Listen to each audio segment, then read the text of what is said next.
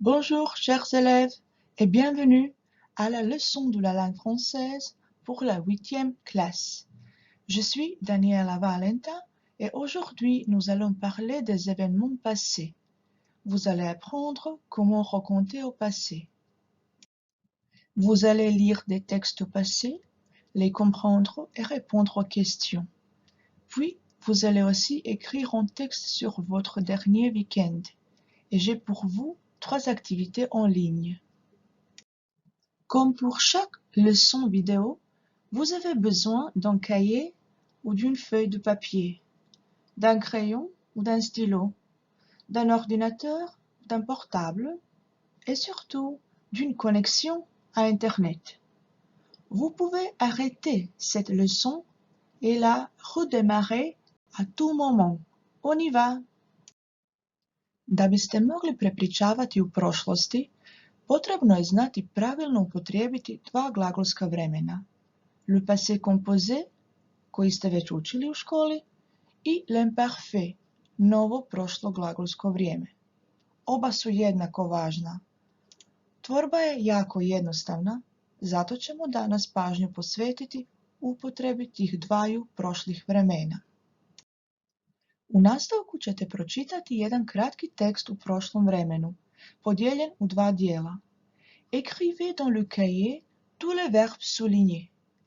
Essayez de trouver le verbe au passé composé et le verbe à l'imparfait. D'abord, lisez ce texte. Autrefois, Léa vivait à la campagne. Elle habitait dans une grande maison. Elle pouvait jouer dans le jardin. Vous comprenez? Lisez la deuxième partie du texte. Un jour, ses parents ont décidé de déménager. Ils ont quitté leur maison pour un petit appartement dans une grande ville. Vous comprenez le texte? Vous comprenez la différence à l'usage de l'imparfait et du passé composé? Ovo je samo usporedba dvaju prošlih vremena, le passé composé et l'imparfait. Uzmimo da je subjekt svih rečenica Léa.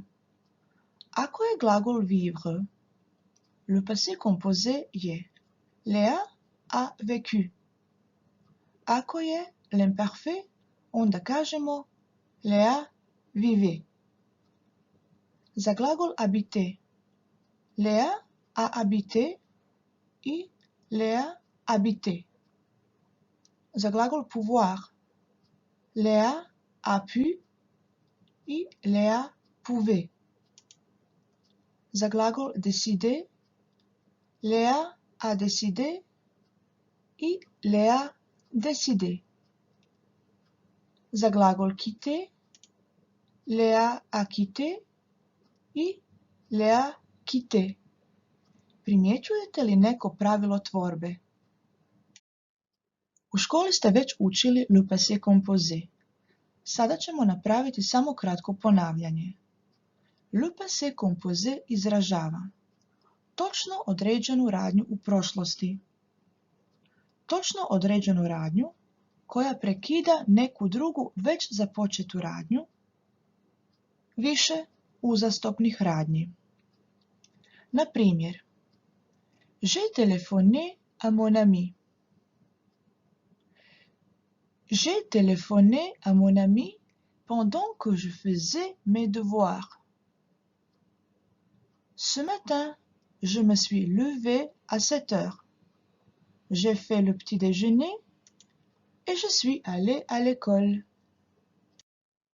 Voilà votre première activité, un exercice de compréhension écrite. Vous allez à l'application Learning Apps où vous allez lire un texte au passé et répondre aux questions avec vrai ou faux. Allez à l'application sur le lien bit.ly 3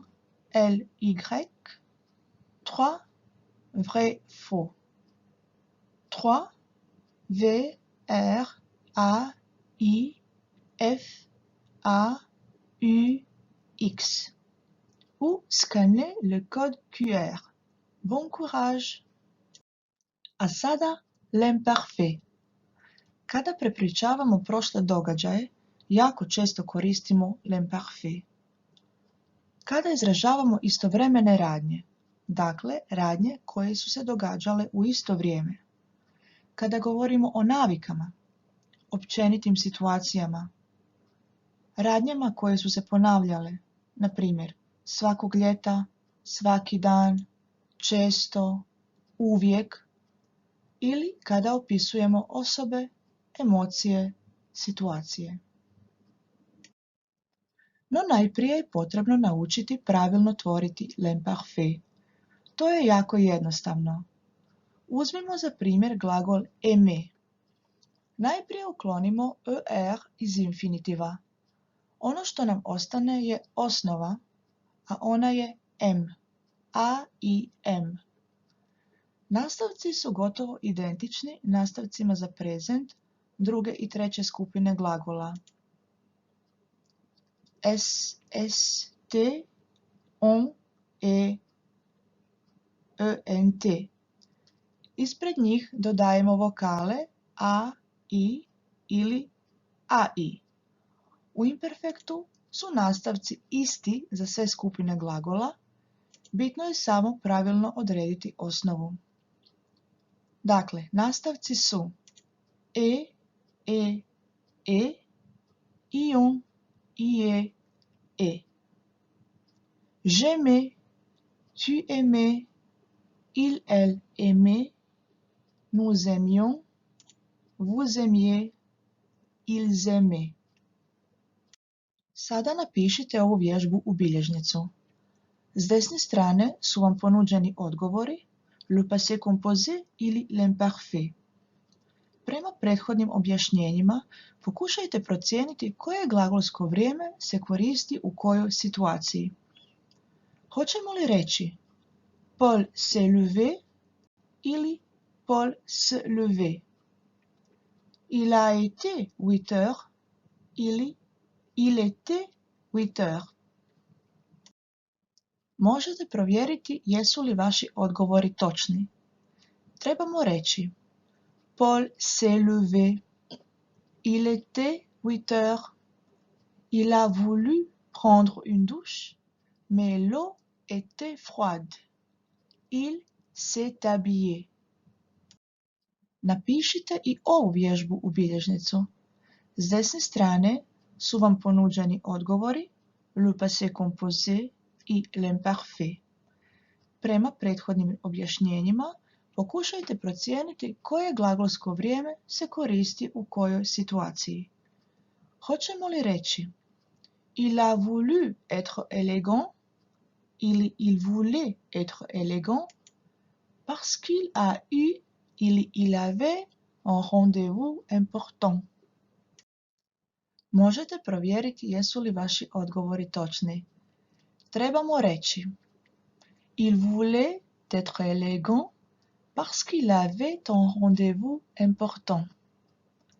Il est parti travailler. Il était très en retard et la journée commençait mal. À l'aide du code QR ou sur le lien bit.ly 3 imparfait Noël 3 I M P A R F A I T N O E L, vous allez à l'application Learning Apps où vous pouvez trouver un texte sur le Noël. Lisez le texte entier et choisissez la forme verbale correcte. Bonne chance! Encore une activité. Vous allez à l'application Adobe Spark sur le lien bit.ly 3 passé 3 P A S S E où vous pouvez scanner le code QR. Prvo pročitajte cijeli tekst, pa glagole u zagradi stavite u imperfect ili passé composé. Bon courage!